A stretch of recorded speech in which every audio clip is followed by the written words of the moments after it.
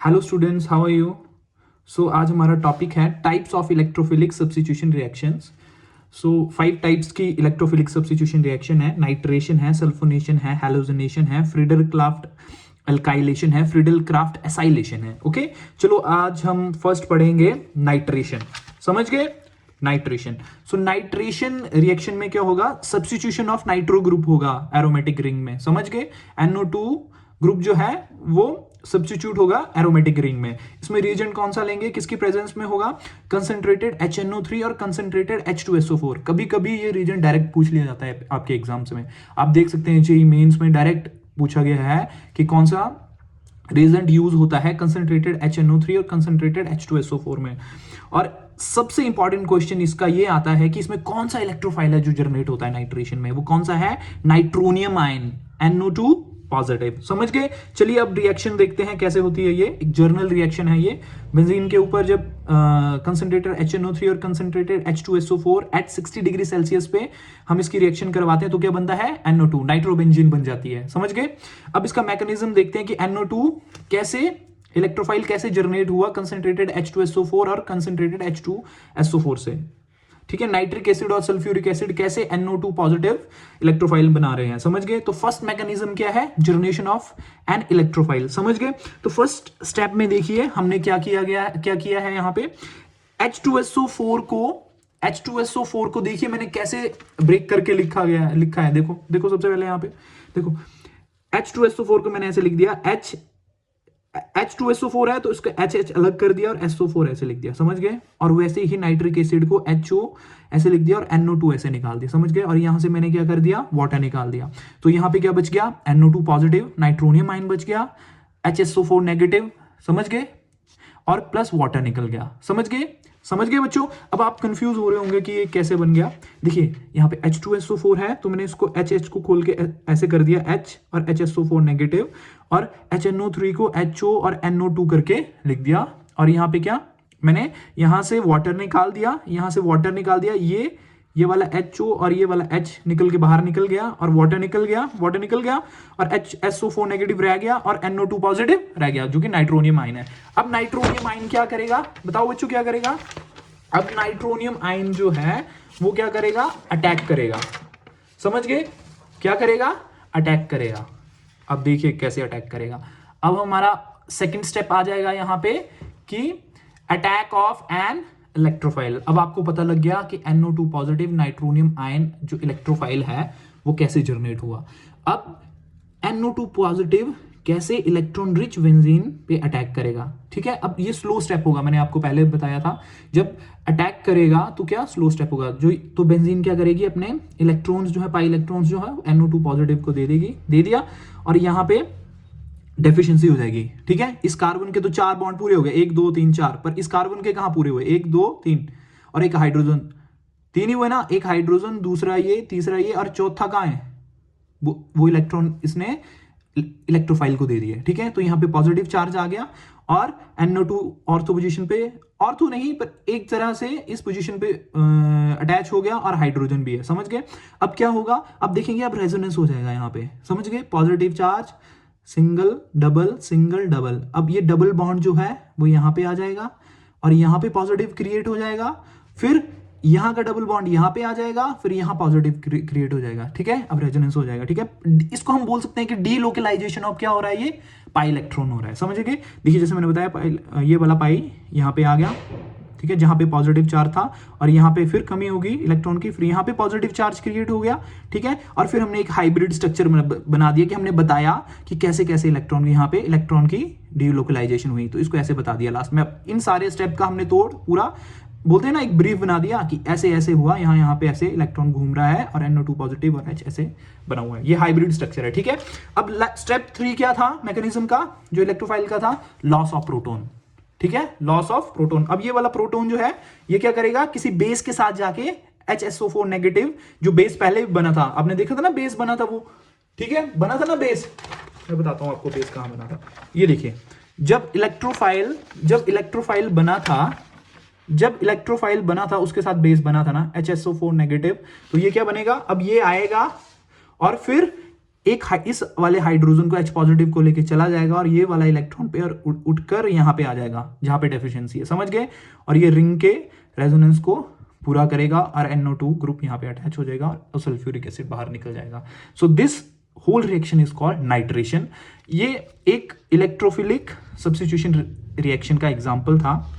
सो आपने ये समझा होगा। चलिए अब नेक्स्ट जो आ गया हमारा, नेक्स्ट इलेक्ट्रोफिलिक सब्स्टिट्यूशन रिएक्शन जो आ गई वो क्या है? सल्फोनेशन। क्या है? क्या है बच्चों? सल्फोनेशन। सल्फोनेशन। स्टूडेंट्स अब नेक्स्ट रिएक्शन है सल्फोनेशन रिएक्शन, जिसमें बेंजीन सल्फ्यूरिक एसिड के साथ रिएक्ट करेगी और सल्फोनिक एसिड बनाएगी और वाटर निकाल देगी। ठीक है, अब चलिए मैकेनिज्म में देखते हैं कि इलेक्ट्रोफाइल कौन है, ठीक है, और कैसे जनरेट हुआ। So first mechanism is generation of electrophile. जब 2 mole of sulphuric acid react करेगा तो आपस में तो क्या बनेगा? SO3 sulphur trioxide plus hydronium ion plus HSO4 negative, ये बेस की तरह रिएक्ट करेगा, समझ गए। और ये इलेक्ट्रोफाइल होगा। और बेटा एक बात बताना चाहता हूं मैं आप सबको, प्लीज आप इसका ध्यान रखिए कि सल्फोनेशन में जो इलेक्ट्रोफाइल बनता है वो सल्फर ट्राइऑक्साइड है, SO3H नहीं है, समझ गए। Keep in mind this thing, इसको चाहे नोट कर लीजिए किसी साइड में, ठीक है, नोट करके लिख लीजिए। स्टेप 2 है अटैक ऑफ एन इलेक्ट्रोफाइल, कि इलेक्ट्रोफाइल कैसे अटैक करेगा। देखिए इलेक्ट्रॉन रिच बेंजीन है, सल्फोनिक एसिड सल्फर ट्राइऑक्साइड है, और जब सल्फर ट्राइऑक्साइड के को हम खोलेंगे, मतलब इसका स्ट्रक्चर बनाएंगे तो ऐसे आएगा, ठीक है। तो हम यहाँ पे पॉजिटिव चार्ज क्रिएट करने के लिए इलेक्ट्रॉन यहाँ पे ऑक्सीजन पे शिफ्ट होगा, यहाँ पे पॉजिटिव चार्ज आएगा और ये पाई इलेक्ट्रॉन यहाँ पे अटैक करेगा, समझ गए। और ये अटैक वाला जो स्टेप है ये स्लो स्टेप होता है, और यहाँ पे जब अटैक करके यहाँ पे पॉजिटिव चार्ज आ जाएगा क्योंकि इसने अपने इलेक्ट्रॉन दिए, तो यहाँ पे पॉजिटिव और सल्फर डाइऑक्साइड यहाँ पे जुड़ गया, और हाइड्रोजन आपको पता है ऑलरेडी इस कार्बन के पास है, इसकी वैलेंसी पूरी है पर इसकी वैलेंसी पूरी नहीं है, तो इस पे पॉजिटिव चार्ज आ गया है, ये केटाइन इंटरमीडिएट है, समझ गए। उसके बाद क्या होगा? ये डीलोकलाइजेशन ऑफ इलेक्ट्रॉन होगी, ये वाले पाई इलेक्ट्रॉन जो उठ के यहाँ पे आएंगे, कंपनसेट करेंगे यहाँ पे रिंग को, पॉजिटिव चार्ज को, फिर यहाँ पे पॉजिटिव चार्ज क्रिएट होगा, फिर ये वाले पाई इलेक्ट्रॉन यहाँ पे आएंगे, यहाँ पे उठ के यहाँ पे आएंगे, यहाँ पे पॉजिटिव चार्ज क्रिएट होगा, और इस होल प्रोसेस पे लास्ट में क्या बनेगा? एक हाइब्रिड स्ट्रक्चर बनाएगा जिसमें हम बताएंगे कि इलेक्ट्रॉन कैसे घूम रहा है, समझ गए। और SO3 नेगेटिव इसलिए आ गया क्योंकि जो नेगेटिव थे, एक नेगेटिव आगे आ जाएगा जो इसकी बैलेंसी को पूरी करेगा, और SO3 नेगेटिव रह जाएगा। अब इसके बाद जो नेक्स्ट स्टेप थर्ड जो है वहां हम देखेंगे कि लॉस ऑफ प्रोटॉन हो रहा है वहां पे, समझ गए। अब यहाँ पे क्या होगा? बेस आएगा, समझ गए। जो रिएक्शन में HSO4 नेगेटिव है, बेस H पॉजिटिव लेके भाग जाएगा और SO3 नेगेटिव यहाँ पे बन जाएगा, समझ गए। अब यहाँ पे जो H पॉजिटिव लेके भाग गया HSO4 बेस, तो यहाँ के जो इलेक्ट्रॉन उठ के यहाँ पे आ जाएंगे, ठीक है, क्योंकि यहाँ पे हमने क्या करना है? रेजोनेंस पूरा करना है, ठीक है, पॉजिटिव चार्ज को खत्म करना है, तो ये इलेक्ट्रॉन उठ के यहाँ पे आ जाएंगे। इस बेंजीन को स्टेबल करना है ना, तो यहाँ पे पॉजिटिव चार्ज को खत्म करना पड़ेगा, समझ गए। तो यहाँ इलेक्ट्रॉन आ जाएंगे और H2SO4 बाहर निकल जाएगा। उसके बाद क्या होगा बच्चों? जब बेंजीन में क्या लग जाएगा?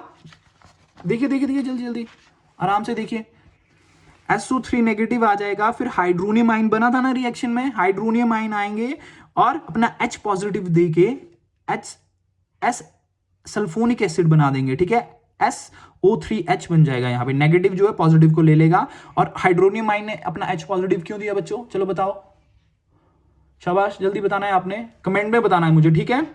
देखिए ऑक्सीजन एक इलेक्ट्रोनेगेटिव एलिमेंट है ना, तो उस पर पॉजिटिव चार्ज अच्छा लगेगा नहीं ना, तो अपने पॉजिटिव चार्ज को खत्म करने के लिए क्या करेगा? ये H एक हाइड्रोजन से उसके इलेक्ट्रॉन ले लेगा और वो H पॉजिटिव की तरह उसको बाहर निकाल देगा, और H पॉजिटिव यहाँ पे जाके क्या लग जाएगा, समझ गए, तो सल्फोनिक एसिड बन जाएगा, समझ गए ना बच्चों। फ्रीडल क्राफ्ट एल्काइलेशन रिएक्शन क्या है? Next topic, Friedel craft alkylation reaction. When benzene is treated with an alkyl halide in the presence of anhydrous aluminum chloride, alkyl benzene is formed। समझ गए, एक बेंजीन है, वहां अल्काइल हैलाइड के साथ इसको जब एनहाइड्रस एल्यूमिनियम क्लोराइड के प्रेजेंस में हम रिएक्ट करेंगे तो क्या? टॉलिन बन जाएगा और HCl बन जाएगा, ठीक है। तो फॉर्मेशन ऑफ फर्स्ट यही है कि फॉर्मेशन ऑफ इलेक्ट्रोफाइल, सबसे इंपॉर्टेंट रिएक्शन यही है कि फॉर्मेशन ऑफ इलेक्ट्रोफाइल कैसे बनता है। कीप इन माइंड कि ये बहुत इंपॉर्टेंट क्वेश्चन है, डायरेक्ट आपसे क्वेश्चन पूछा जाएगा कि यहाँ पे क्या इलेक्ट्रोफाइल होता है। जब फ्रीडल क्राफ्ट एल्काइलेशन करते हैं तो कौन सा इलेक्ट्रोफाइल जनरेट होता है? तो यहाँ पे क्या इलेक्ट्रोफाइल बनेगा? CH3 positive. समझ गए? जब अल्काइल हैलाइड एल्यूमिनियम क्लोराइड के साथ रिएक्ट करेगा, एल्यूमिनियम क्लोराइड क्या है, क्या रिएक्ट कर रहा है, एक तरह का इलेक्ट्रोफाइल है ये, समझ गए? इलेक्ट्रॉन डेफिशिएंट है, तो ये क्या करेगा, क्लोरीन को ले जाएगा, ठीक है, क्लोरीन को ले जाएगा तो CH3 पॉजिटिव बन जाएगा, समझ गए? और ये क्या बिहेव करेगा, एक तरह का इलेक्ट्रोफाइल, क्या बिहेव करेगा, इलेक्ट्रोफाइल, समझ गए? अब ये इलेक्ट्रोफाइल सेम वही प्रोसीजर करेगा और फिर वो बेंजीन पे अटैक करेगा और फिर टॉलीन बना देगा। समझ गए बच्चों? समझ गए ना? अब चलो नेक्स्ट रिएक्शन देखते हैं हम, फ्रिडल क्राफ्ट एसाइलेशन। समझ गए? In this reaction benzene reacts with an alkyl halide in the presence of anhydrous aluminium halide to form acyl benzene। ठीक है, एसाइल मतलब एरोमेटिक, समझ गए ना, एरोमेटिक बेंजीन।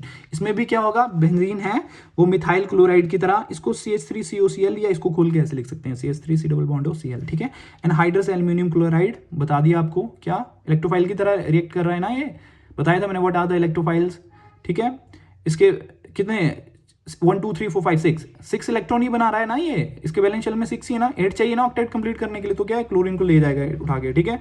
जब क्लोरीन को ले जाएगा तो ये क्या, पॉजिटिव इलेक्ट्रोफाइल बचेगा, समझ गए? जब पॉजिटिव बचेगा तो ये अटैक कर देगा बेंजीन पे और ये बन जाएगा, ठीक है। इसको क्या बोलते हैं, इसका मेरे को नाम बताइए, ठीक है। इसको ऐसे हम बोलते हैं, एसिटोफिनोन है इसका नाम, ठीक है। क्या है, एसिटोफिनोन, समझ गए? और HCl निकल जाएगा। अब फॉर्मेशन ऑफ, सबसे इंपॉर्टेंट है फॉर्मेशन ऑफ इलेक्ट्रोफाइल, कि इलेक्ट्रोफाइल कैसे जनरेट हुआ, ठीक है। जब एसिटाइल क्लोराइड को हम एल्यूमिनियम क्लोराइड के साथ रिएक्ट करवाएंगे तो ये क्लोरीन निकल जाएगा, इलेक्ट्रोफाइल है, क्लोरीन को लेके क्या भाग जाएगा, AlCl4 नेगेटिव बना देगा, टेट्रा क्लोरो एल्यूमिनेट एनाइन बना देगा, समझ गए? और ये क्या बन जाएगा, एक इलेक्ट्रोफाइल, समझ गए? मोस्ट इंपॉर्टेंट डायरेक्ट क्वेश्चन आता है आपके एग्जाम्स में कि कौन सा इलेक्ट्रोफाइल जनरेट होता है, एसिटाइल केटाइन, क्या नाम है इसका, एसिटाइल केटाइन। और ये क्या है, एक इलेक्ट्रोफाइल, क्या है बच्चों, एक इलेक्ट्रोफाइल, समझ गए? आपने इसको पता होना चाहिए कि कौन इलेक्ट्रोफाइल जनरेट हुआ, समझ गए ना, समझ गए ना बच्चों? चलो ठीक है, अब नेक्स्ट लास्ट हमारा जो इलेक्ट्रोफिलिक सब्स्टिट्यूशन रिएक्शन का एग्जांपल है वो है हैलोजनेशन। क्या है बच्चों, हैलोजनेशन। देखिए, क्लोरीन है और इलेक्ट्रोफाइल आएगा और ऑर्थो, इसके रिस्पेक्ट में ऑर्थो है ये, इस ग्रुप के रिस्पेक्ट में ये मेटा है, इस ग्रुप के रिस्पेक्ट में ये क्या है, पैरा है, समझ गए? यहां ऑर्थो पे अटैच हो जाएगा और यहां पैरा पे अटैच हो जाएगा, ठीक है। अगर कोई भी बेंजीन है उसके रिस्पेक्ट में ये वाला जो होता है, साथ वाला कार्बन जो है वो ऑर्थो कार्बन है, ये भी ऑर्थो है, ये भी ऑर्थो है, समझ गए?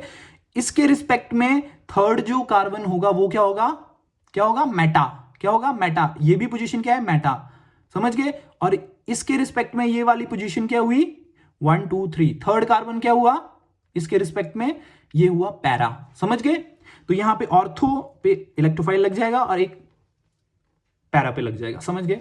अब आप बोलेंगे सर कि क्लोरीन कैसे, आपको पता होना चाहिए क्लोरीन क्या है, एक क्या है, बताइए मेरे को, एक बात बताइए मेरे को, -I इफेक्ट शो करता है क्लोरीन या +M, दोनों शो करता है ना, ठीक है। इलेक्ट्रॉन डीएक्टिवेटिंग भी है ये और ऑर्थो पैरा डायरेक्टिंग भी है ये, ठीक है। तो ये ऑर्थो पोजीशन पे और पैरा पोजीशन पे लग गया, समझ गए? अब ये रिएक्शन कैसे हुई होगी, जब क्लोरोबेंजीन जो है Cl2 के साथ एनहाइड्रस फेरिक क्लोराइड के प्रेजेंस में रिएक्ट करेगी तो एक माइनर प्रोडक्ट बनेगा और एक मेजर प्रोडक्ट बनेगा, समझ गए? क्लोरीन एक, जब इलेक्ट्रोफाइल क्लोरीन है ना, तो यहां पे जब अटैच होगी तो क्लोरीन एक ऑर्थो पोजीशन पे, एक पैरा पोजीशन पे, तो ये वाला माइनर बनेगा और ये वाला मेजर प्रोडक्ट बने, पैरा वाला क्या, मेजर बनेगा। क्यों? क्योंकि लेस स्टेरिक हिंड्रेंस होगी यहाँ पे क्या है, मोर स्टेरिक हिंड्रेंस, ग्रुप साथ साथ में है, एक दूसरे को धक्का देंगे, अनस्टेबल करेंगे मॉलिक्यूल को, पर इसके कंपैरिजन में लेस स्टेरिक हिंड्रेंस है और ये क्या रहेगा, स्टेबल रहेगा, ठीक है। तो मेजर प्रोडक्ट इसलिए बनेगा ये, समझ गए? अब फॉर्मेशन ऑफ इलेक्ट्रोफाइल बहुत इंपॉर्टेंट क्वेश्चन है, जब क्लोरीन Cl2 का मॉलिक्यूल प्लस एल्यूमिनियम क्लोराइड, ये क्या है, लुईस एसिड है, तो क्या एक क्लोरीन को लेके इलेक्ट्रॉन डेफिशिएंट है तो इलेक्ट्रॉन चाहिए होंगे इसको, तो एक क्लोरीन लेके भाग जाएगा, AlCl4 नेगेटिव अपने पे चार्ज बनाएगा और Cl पॉजिटिव इलेक्ट्रोफाइल जनरेट करेगा, फिर वही प्रोसीजर रहेगा, ये इलेक्ट्रोफाइल जाएगा फिर अटैक करेगा, समझ गए, समझ गए? फिर ये इलेक्ट्रोफाइल कहां, जब क्लोरीन में हैलोजनेशन में क्या रहेगा, क्लोरोबेंजीन में क्लोरीन क्या है, +M इफेक्ट के थ्रू ऑर्थो और मेटा पोजीशन पे डायरेक्ट कर देगा इस इलेक्ट्रोफाइल को और यहाँ पे माइनर पोजीशन बन जाएगा, माइनर प्रोडक्ट बनेगा और ये मेजर बनेगा, ठीक है। ये ऑर्थो पे अटैच हो गया और ये पैरा पे अटैच हो गया, समझ गए। सो स्टूडेंट्स, आज मैंने आपकी सारी इलेक्ट्रोफिलिक सब्स्टिट्यूशन रिएक्शंस खत्म कर दी हैं। होप सो आपको समझ आया हो, और मैं आपके कमेंट्स की वेट कर रहा हूँ कि आप मेरे से कोई भी अगर कोई गलती हो रही हो, कुछ समझाने में कुछ आपको चेंज चाहिए हो, तो आप मेरे को बताएं कि क्या चेंज ला सकता हूँ मैं अपने पढ़ाने में।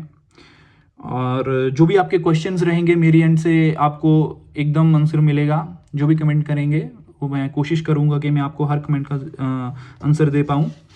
और नेक्स्ट वीडियो में इलेक्ट्रोफिलिक न्यूक्लियोफिलिक सब्स्टिट्यूशन रिएक्शंस पे बनाने जा रहा हूँ। सो होप सो आप देखेंगे, ठीक है। Thank you so much students, thank you.